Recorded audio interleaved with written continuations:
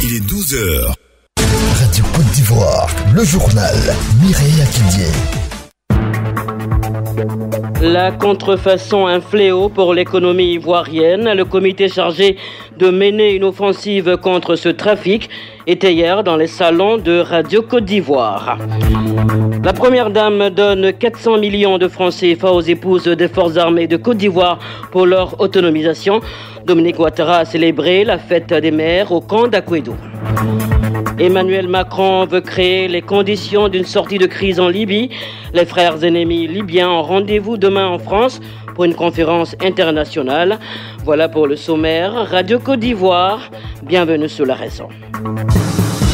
Madame, Monsieur, bonjour. Les produits contrefaits font perdre à la Côte d'Ivoire des milliards de francs CFA. Pour juguler ce fléau qui fragilise l'économie ivoirienne, le Comité national de lutte contre la contrefaçon, mis en place par le gouvernement, mène depuis 3 ans un combat acharné contre ces fossoyeurs de notre économie. Les membres de ce comité étaient hier dans les salons de Radio Côte d'Ivoire pour expliquer que la contrefaçon est un danger pour les Ivoiriens. Nzimbrou Gabriel est le président du Comité national de lutte contre la contrefaçon. Il invite ici les populations à s'impliquer dans ce combat. La population doit nous aider à la protéger. Si la population observe qu'il y a des produits de contrefaçon sur le marché qui peuvent avoir des conséquences relativement graves, notamment lorsque vous avez des alcools frélatés qui sont vendus dans les maquis et qui après ont une conséquence inimaginable sur la santé des gens, mais si quelqu'un sait ça, doit pouvoir nous saisir pour que nous puissions mener des enquêtes. Depuis quelque temps, on a observé des pathologies graves. Je parle des insuffisances rénales, la multiplication des cancers, vraiment des pathologies relativement graves. Ces maladies sont provoquées par quoi? Parce que nous consommons. C'est pas que des médicaments, c'est des boissons, c'est même de la nourriture, c'est beaucoup de choses qui font que nous arrivons à ces situations relativement graves. Ce comité est sur le terrain depuis 3 ans pour sensibiliser les Ivoiriens et les informer sur les produits qu'ils achètent au quotidien. Le coordonnateur de la cellule prévention et investigation au sein de ce comité nous fait le bilan de leurs activités. On écoute le colonel Bain, le jeune. En 2 ans, nous avons travaillé. Notre premier fait d'armes, c'était la saisie à Daloa, au carrefour de Guessabo, d'un camion de 40 tonnes de médicaments. Nous avons déjà incinéré l'année dernière ce tonnage. En 2016, nous avons déféré près de 15 personnes devant les tribunaux pour fabrication et de vente de produits contrefaisants. En mai 2017, nous avons déféré 8 personnes, 23 personnes déjà que nous avons déférées. Et donc, globalement, la valeur des marchandises estimée est de à peu près de 2,5 milliards. Les membres du Conseil constitutionnel entrant ou sortant jusqu'au 30 juin pour déclarer leur patrimoine, faute de quoi ils s'exposeraient à des sanctions. C'est l'information donnée par le directeur du traitement de la déclaration du patrimoine lors d'une cérémonie de déclaration de biens à la haute autorité pour la bonne gouvernance. Jusqu'à ce jour, ce sont 5000 assujettis qui ont déclaré leur patrimoine, soit 63% de biens déclarés. On écoute Henri-Augustin Aka. Peut être retenu 6 mois de salaire pendant la fonction ou le mandat, et ensuite tout refus de déclarer devient une infraction assimilée. Une fois que nous avons établi la liste des personnes qui sont retardataires, le Conseil va statuer sur les dispositions à prendre, et à partir de là, nous allons déterminer les niveaux d'application. Aujourd'hui, le plus important et l'accent qui a été mis par les différents présidents, c'était la sensibilisation. Donc, nous avons sensibilisé et amené les assujettis à déclarer leur patrimoine. Nos ordonnances aussi disent que le traitement des déclarations de patrimoine doit être pris par décret en Conseil des ministres. Les ministères sectoriels en charge de la protection sociale, les ONG et les partenaires techniques et financiers font le bilan du projet philosociaux-productif, et c'était au cours d'un atelier de présentation. Ce bilan est jugé satisfaisant à mi-parcours, à en croire le coordonnateur du dit projet, Koné Kipéa. À ce jour, on peut se satisfaire du fait que les transferts aient été effectivement alloués à l'ensemble de ces 35 000 ménages bénéficiaires pour pouvoir donc soutenir leur accessibilité à certains services et biens de consommation, on va dire d'utilité courante. Mais mieux encore, dans le cadre du projet Filets sociaux, nous sommes satisfaits à mi-parcours et cette rencontre nous conforte à l'idée qu'il y a également un regain d'intérêt au niveau de l'ensemble des acteurs du monde de la protection sociale. Et le retour, on va dire, d'observation de l'ensemble de ces acteurs extérieurs sur le travail qui est en train d'être fait, nous font croire qu'effectivement, nous pouvons espérer des lendemains meilleurs et que nous pouvons faire confiance dans cette dynamique-là.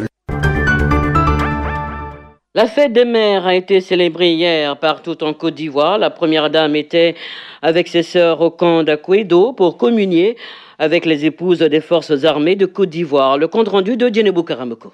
La fête des mères est un moment privilégié au cours duquel les mamans font l'objet de toute attention. C'est un jour où elles sont honorées et remerciées pour leur amour, leur courage ainsi que les nombreux sacrifices qu'elles font pour le bonheur de leurs enfants et de leur famille. C'est pour toutes ces raisons que Dominique Ouattara a décidé de rendre hommage aux mamans de Côte d'Ivoire et particulièrement aux épouses des forces de défense et de sécurité. Le ministre en charge de la solidarité était à ses côtés. La première dame de Côte d'Ivoire, comme à son habitude, a démontré sa générosité en offrant des pagnes et plusieurs cadeaux aux mamans de Côte d'Ivoire, rassemblées pour la circonstance au nouveau camp d'Akwedo. La première dame a saisi ce moment de joie et de partage pour octroyer à ces femmes une enveloppe de 400 millions de francs CFA dans le cadre du FAFSI pour leur autonomisation. Une véritable pluie de cadeaux qui comble les femmes de joie, qui traduisent ici leur gratitude à la première dame. Madame Koulibaly, maman Dominique, connaît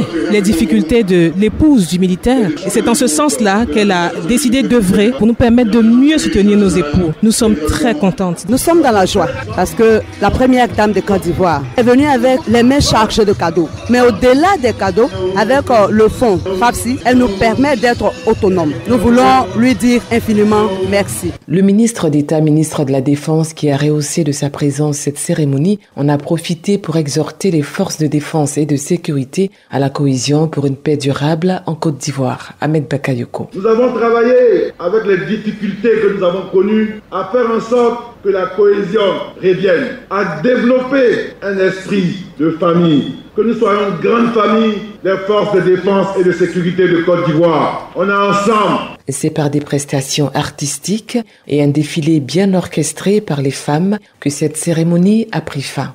Les femmes, selon la première dame, jouent avec courage un rôle capital dans le maintien de l'équilibre des ménages, raison pour laquelle elles saluent leur dynamisme. Dominique Ouattara. Vous jouez un rôle primordial aux côtés de vos époux en maintenant l'équilibre de la famille pendant qu'ils défendent leur pays et protègent nos populations. C'est aussi grâce à vous que nos militaires, nos gendarmes et nos policiers sont en mesure d'accomplir sereinement leurs devoirs au quotidien. Mes chères sœurs, j'émets le vœu que chaque maman soit épanouie et heureuse, entourée de sa famille et de ses proches. Bonne fête des mères à toutes mes sœurs. Les mamans réfugiées en Côte d'Ivoire n'ont pas été oubliées à la faveur de cette fête. Elles ont été aussi célébrées par le réseau des chambres des experts européens, département Afrique de l'Ouest, nous dit Nadège Kofi.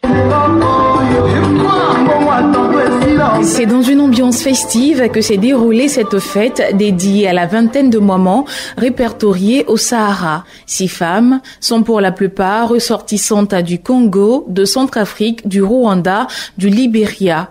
Elles ont reçu chacune un complet de pagne, un sac de riz de 5 kilos et une bouteille d'huile. Des présents qui réjouissent les mamans. Lissungi Clémentine, présidente des femmes réfugiées en Côte d'Ivoire. Depuis 2003, nous sommes là. C'est la première fois qu'on nous honore comme ça à Côte d'Ivoire. Vraiment, merci pour toutes les mamans. Aujourd'hui, on nous a ressuscité. Vraiment, je ne sais pas quel remerciement que je donne. Sur le choix des bénéficiaires, le représentant résident du RCDAO, Sangaré Sidiki Boubacar. Les femmes réfugiées vivant en Côte d'Ivoire, ce sont des femmes qui sont généralement oubliées. D'abord, elles ne sont pas dans le pays, elles vivent dans des conditions précaires et nous nous sommes dit, ces femmes-là, il faut les aider. J'ai dit à ces femmes, à travers le service Sarah du ministère des Affaires étrangères, que la porte de SIDAO est ouverte. Donc quand elles ont besoin de quoi que ce soit, qu'elles viennent nous voir directement. Et nous sommes prêts à faire face à toutes les doléances, dans la limite du possible. Bonne fête à toutes les mamans de Côte d'Ivoire. Ajoutons que toutes les femmes employées au sein de l'organisation ont également reçu un complet de pagne.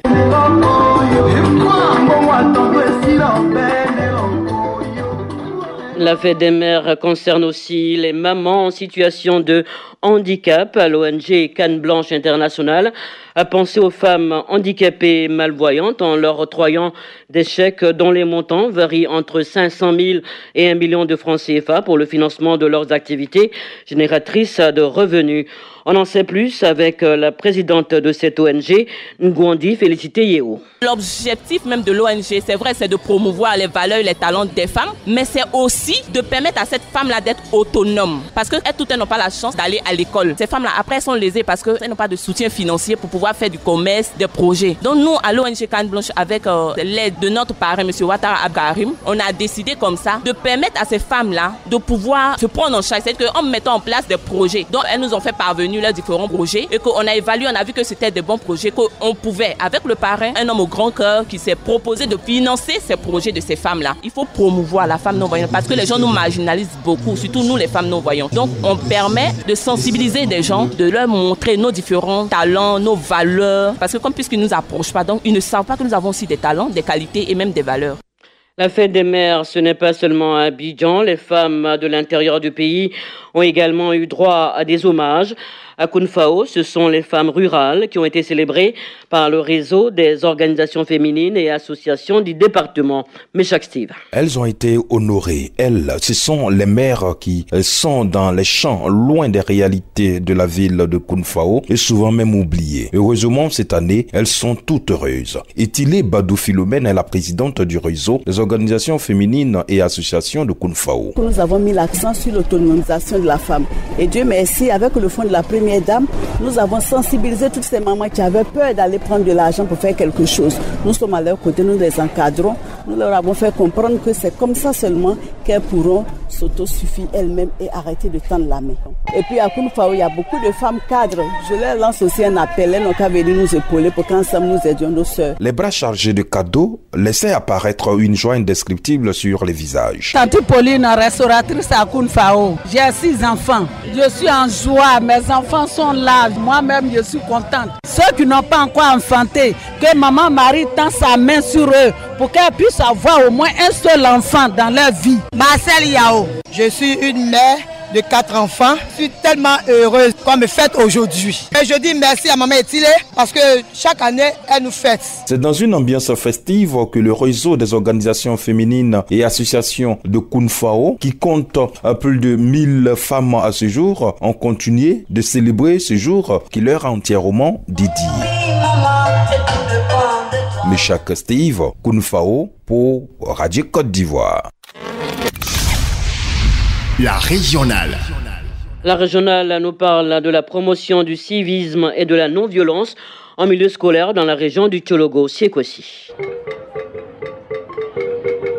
Bienvenue au centre culturel Guillaume Soro de Ferkessédougou. Nous sommes en pays Niarafolo. Le festival des arts et de la culture en abrégé Fezaculte vous souhaite le traditionnel Fota Amana, synonyme de bienvenue ou d'Akwaba en pays Sénoufo. Comme chaque année, les troupes sont arrivées des 3 départements de la région du Tchologo, Kong, Ouangolo-Dougou et Ferkessédougou.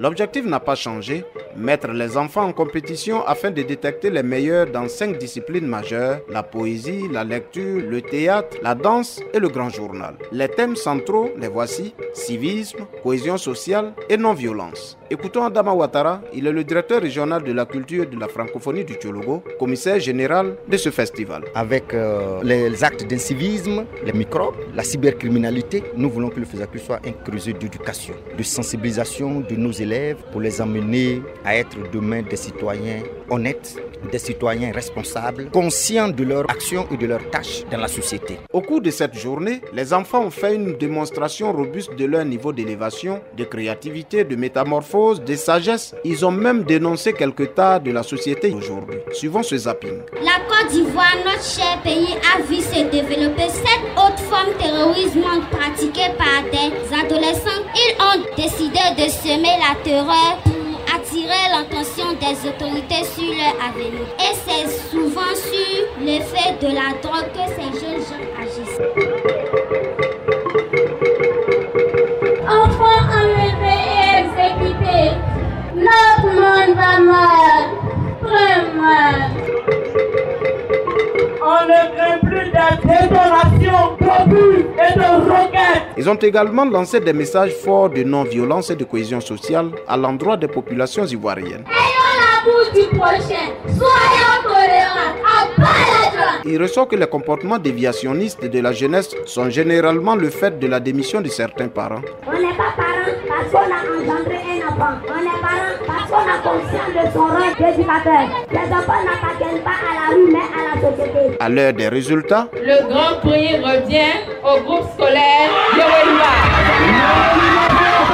Ouattara Lassana, groupe scolaire Yoweliba. Là, nourrit son nom. À force de s'entraîner, nous sommes arrivés au Grand Prix. Reine aimée, nous avons rapporté. Merci à mon groupe. Les enfants ont été suivis avec beaucoup d'intérêt par les cadres de la région. Traoré Ber, directeur régional de la culture et de la francophonie du Poro. Nous avons vu de belles choses. C'est une satisfaction. Honorable Traoré Drissa, nous aurons un lendemain meilleur. Bientôt les examens à grand tirage et les grandes vacances. Le maire de la commune de Tanda, co-parrain de cette 5e édition, parle aux enfants. On ne peut pas tous être les meilleurs, mais on peut tous donner le meilleur de soi-même à chaque moment. C'est ainsi que nous aurons une nation d'excellence comme les grandes nations. Thomas Ouattara, chef de cabinet du président de l'Assemblée nationale. Bonne chance à ceux qui vont compétir pour les examens de fin d'année. On compte sur les filles du Tcholobo pour remporter un prix d'excellence au plan national. La non-violence, sous sa forme active, c'est l'amour pur en un mot. C'est Gandhi qui l'a dit. Traoré Kolo, du lycée professionnel de Ferkessédougou, vous parle. Peuple du Nord, peuple du Sud, de l'Est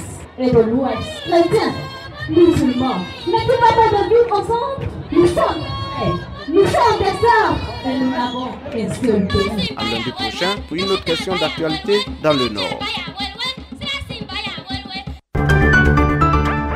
Emmanuel Macron joue à nouveau le médiateur en Libye. Le président français tente encore de reprendre la main sur le dossier libyen depuis la dernière conférence qui avait réuni les frères ennemis à Paris il y a tout juste un an. Les principaux acteurs de la crise libyenne ont rendez-vous demain mardi dans la capitale française pour une conférence internationale parrainée par l'ONU. L'objectif pour l'Elysée est d'obtenir une feuille de route commune sur laquelle s'engagent pour la première fois les hautes autorités libyennes. Celle-ci prévoit la tenue des élections présidentielles et législatives dans le pays d'ici la fin de l'année. Au moins 20 personnes ont été tuées dans le nord-est du Mali lors d'une attaque de présumés djihadistes. L'attaque a eu lieu près de la frontière nigérienne où les assaillants arrivés à bord de véhicules ont ouvert le feu sur des civils qui se reposaient sous un arbre du fait du jeûne du Ramadan.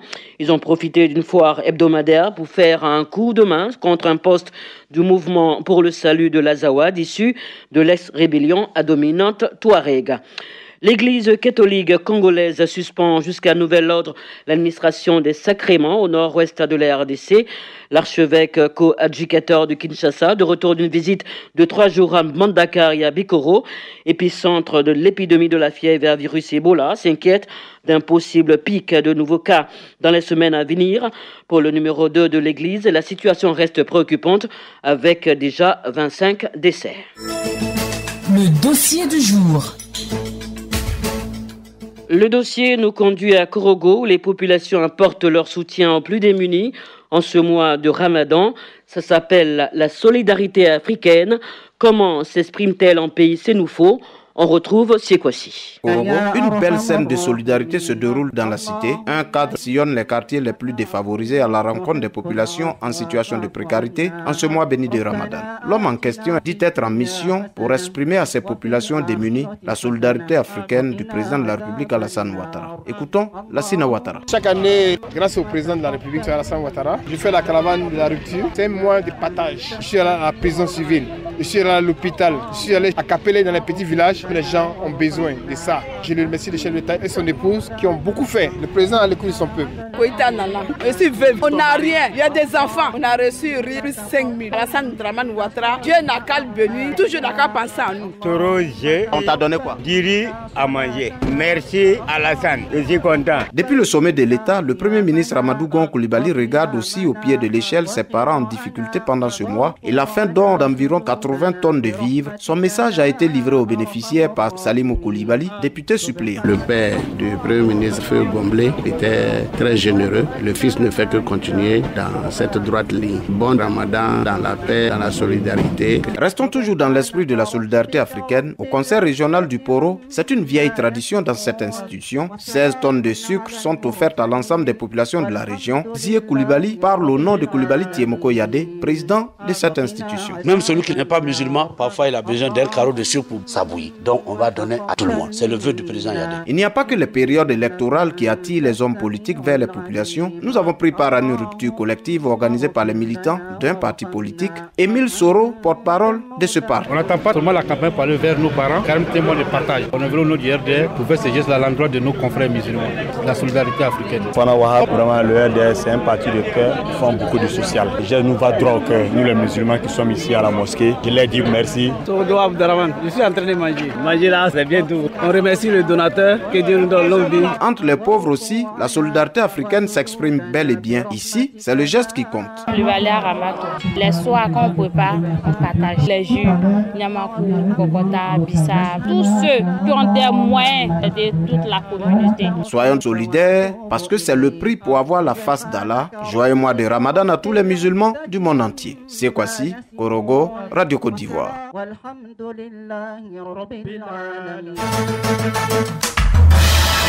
La solidarité africaine à Korogo en ce mois de Ramadan, c'était le dossier de Siekwasi, les sports.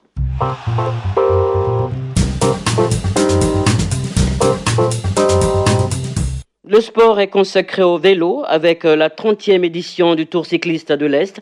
Le Suisse Adrien Merth est le premier porteur du maillot à l'issue des 2 premières étapes courues hier dimanche. L'envoyé spécial de Radio Côte d'Ivoire sur ce tour est Koulibaly Ladjisandou.